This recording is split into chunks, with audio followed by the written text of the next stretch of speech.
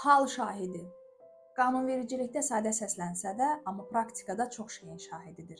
Cinayət Prosessual Məcəlləsinin 94-cü maddəsinə görə hal şahidi istintaq hərəkətlərində iştirak edən və o an baş verənləri təsdiq etmək üçün orada olan şəxsdir. O nə zərər çəkmişdi, o nə təqsirləndirilən şəxsdir, nə polis, sadəcə orada olan və gördüyünü deyən şəxsdir.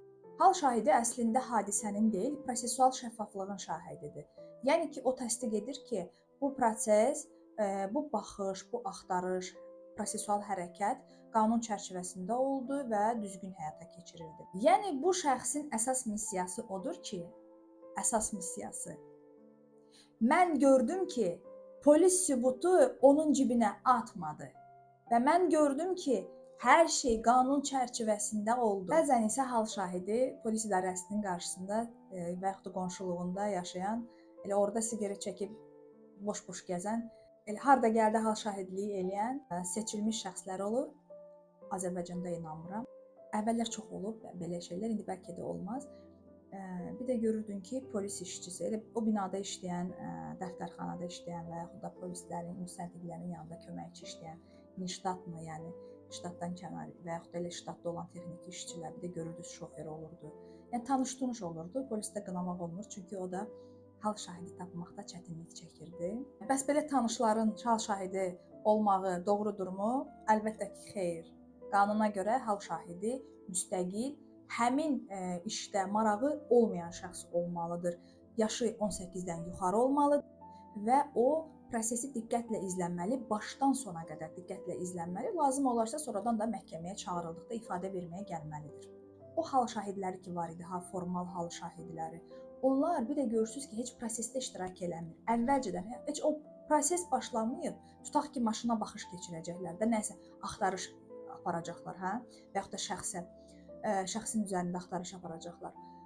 Əvvəlcədən filankəsi çağırırlar ki, o formal hal şahidi olan şəxsi çağırırlar ki, gəl sən bura imzala git.